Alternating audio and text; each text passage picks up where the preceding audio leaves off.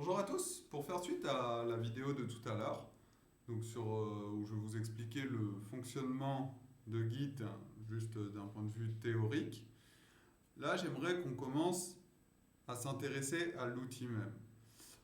Donc Git, il fonctionne à la fois en ligne de commande, si vous souhaitez vous pouvez l'installer seulement en ligne de commande, ou avec un éditeur en ligne, enfin pas en ligne de commande, du coup en interface graphique.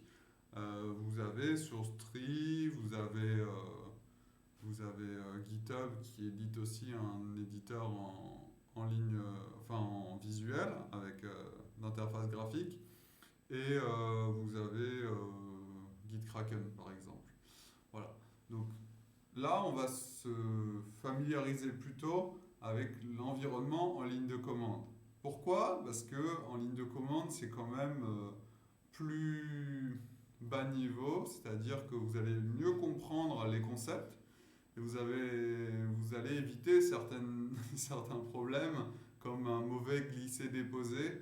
Moi, personnellement, j'ai un peu du mal avec certaines interfaces comme ça où on a tendance à glisser-déposer et ça peut être assez dangereux et faire des actions un peu malvenues.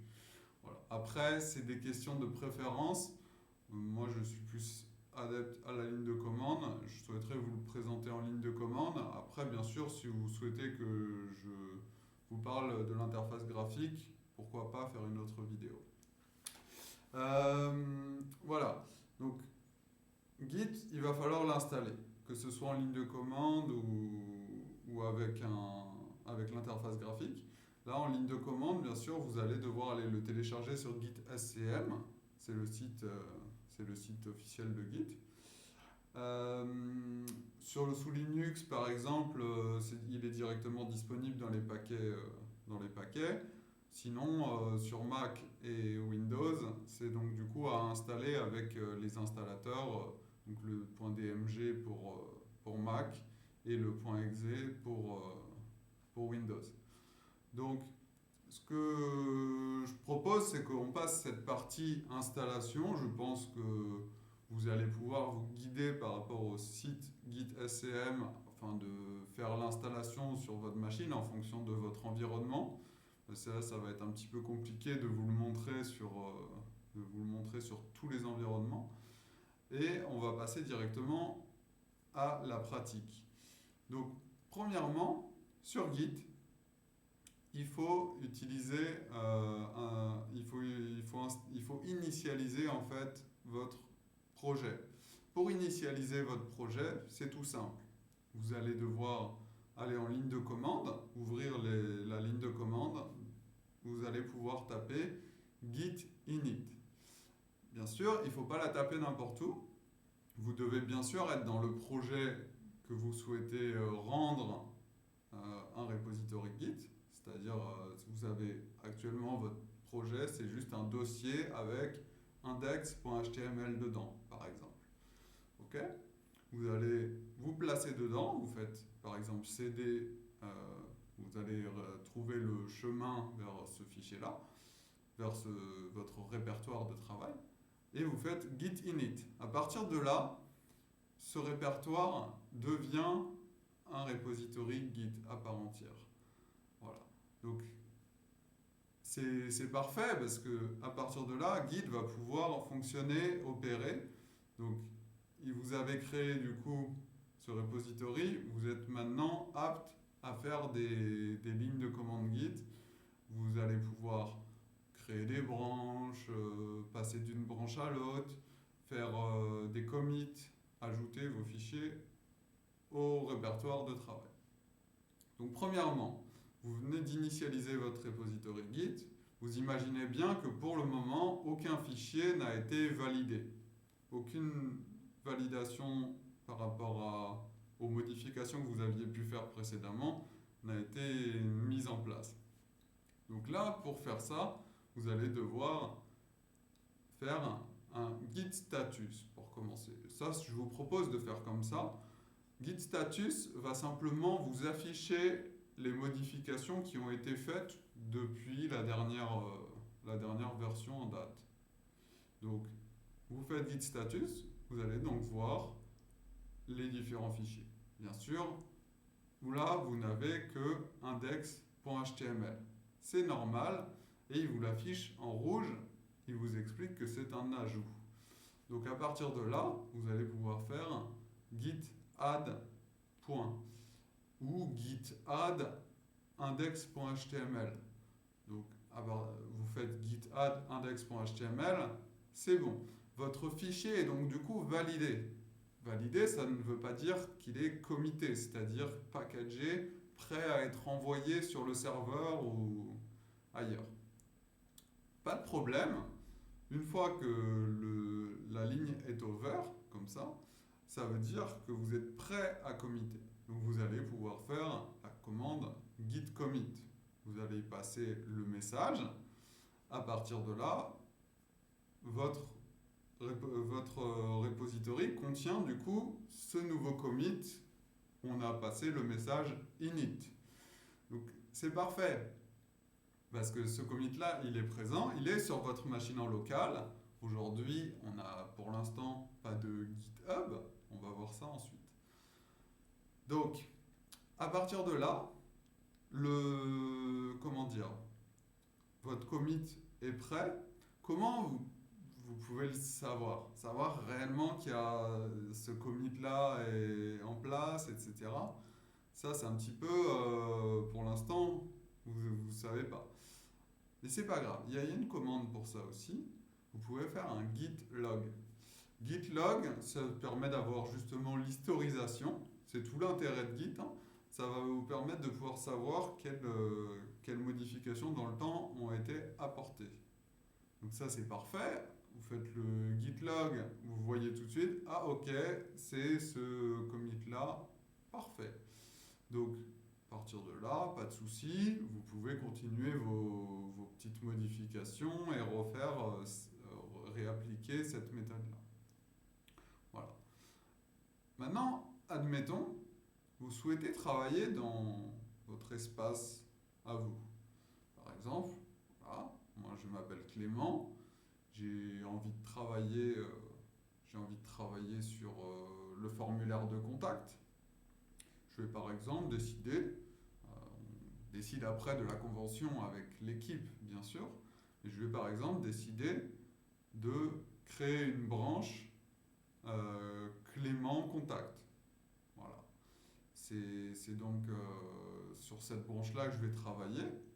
Ça va me permettre d'éviter de rentrer en conflit avec tout le monde, surtout si on est beaucoup de développeurs. Donc actuellement, j'ai initialisé mon repository Git. Je suis sur la branche main. Main ou master, ça dépend des versions de Git. Faut pas paniquer si vous avez une version ou l'autre. Mais depuis peu, ils ont passé donc du coup la branche master ils l'ont renommée main dans les branches par défaut. Donc voilà, moi je vais décider de créer une branche à part pour pouvoir faire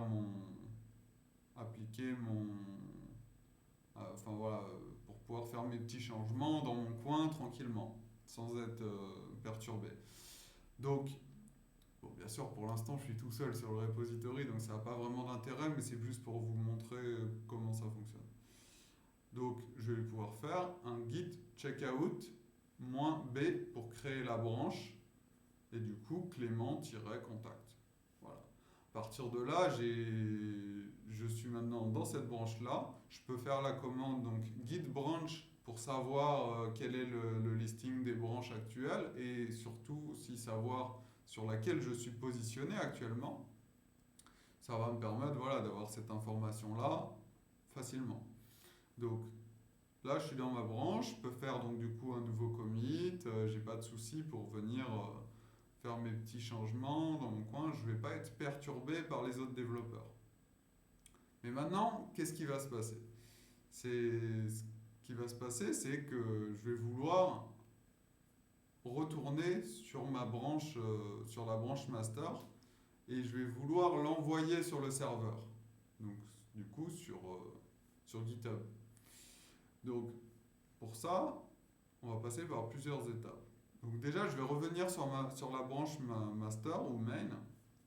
Je vais faire une commande, je vais faire git checkout tiret. Tiret, ça veut simplement dire je reviens sur la branche sur laquelle j'étais avant. Donc étant donné qu'avant j'étais bien sur master, je vais revenir sur cette même branche. Ensuite, je vais venir du coup tenter un git push. Voilà, je vais tenter de faire un git push. Là, évidemment, il va me dire qu'il ne connaît pas mon serveur, j'ai pas de serveur, voilà. Donc ça va tomber à l'eau. Donc, ce que je vais faire pour résoudre cette problématique-là, c'est que je vais aller sur la plateforme de GitHub, je vais créer un repository. Donc là, on a le choix. On a le choix de créer un repository privé ou public. Donc privé, ça va être idéal dans le cadre de la Web Cup, parce que ça sera seulement vous et les gens auxquels vous avez donné les accès, donc votre équipe, qui allez pouvoir travailler, visualiser, consulter ce code source.